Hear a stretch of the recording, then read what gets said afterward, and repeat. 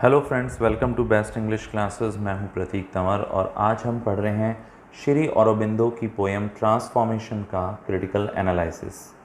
दोस्तों, श्री अरबिंदो की ज़्यादातर पोएम्स की तरह ये पोएम भी एक मिस्टिक पोएम है, जहां पर पोइट ने हमें बताया है आत्मा और दिव्य आत्मा की यूनियन के बारे में। यहाँ जो ट्रांसफॉर्मेशन हो रहा है इसका मतलब है कि फॉर्म चेंज हो रही है या सब्सटेंस चेंज हो रहा है। बेसिकली यहाँ पे बात ये हो रही है कि जो कवि का हृदय है, दिल है, वो नश्वर से अनश्वर में बदल रहा है, मॉर्टल से इमॉर्टल में बदल रहा है, अमर हो रहा है।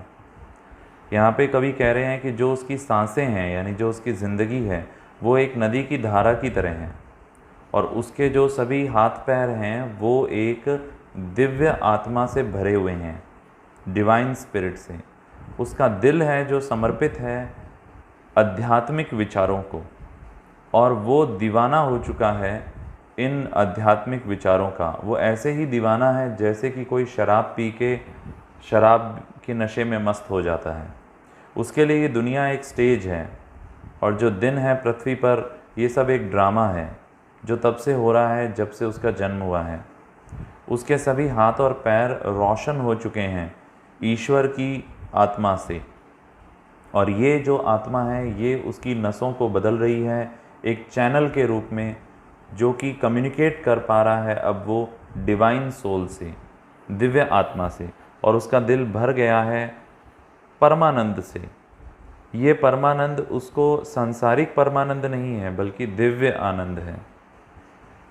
ये तो पहली बात पॉइंट ने कही है। दूसरी बात पॉइंट ये कहते हैं कि उसका दिल जो है वो अब आध्यात्मिक रूप से ऊपर उठ गया है और उसकी आत्मा भी।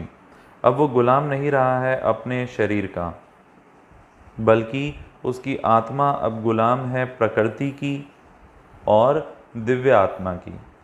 अब वो अपनी इच्छाओं से नियंत्रित नहीं है बल्कि अपने आध्यात्मिक विचारों से नियंत्रित है। जो पॉइंट के बॉडी और फ्लैश हैं वो अब डिवाइन सोल के कब्जे में हैं। उसका दिल अब अनंत हो चुका है, इतना बड़ा हो गया है। कवि इसमें विश्वास करता है कि उसकी आत्मा अब अमर हो गई है। जो उसकी दिव्यात्मा है, जो दिव्यात्मा है वो उसके दिल में प्रवेश कर गई है और इसलिए अब उसकी आत्मा खुद भी रोशनी का एक स्रोत बन गई है।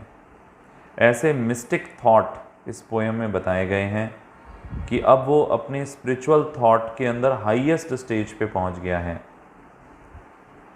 अब सिर्फ जो उसका दिल है वो इस प्रकार का बन पा रहा है मेडिटेशन करने की वजह से भगवान के ऊपर। और कवि को ये प्राप्त हो गया है, पूरा उसने ईश्वर को प्राप्त कर लिया है। इसकी जो लैंग्वेज है वो बिल्कुल सिंपल है और कुछ पोएटिक फ्रेजेस इसने यूज़ में लिए हैं, जैसे कि जो उसके सेल हैं, उसकी कोशिकाएं हैं वो इल्यूमिनेट हो रही हैं, चमक रही हैं। और उसने भगवान को अननोन और सुप्रीम कहा है, ये एक पोएटिक फ्रेज़ है। और भगवान के हम हैप्पी लिविंग टूल्स हैं, जो हमारे शरीर हैं उनको हैप्पी लिविंग टूल्स कहा गया है। तो इस तरह के पोएटिक फ्रेजेस इसमें यूज़ में लिए गए हैं। आई होप ये आपको अच्छे से समझ में आ गया होगा। यदि आपको मेरी ये छोटी सी कोशिश अच्छी लगी, प्लीज़ हमें लाइक करो, एक लाइक तो बनता है बॉस। और चैनल पे नए हो तो सब्सक्राइब करो।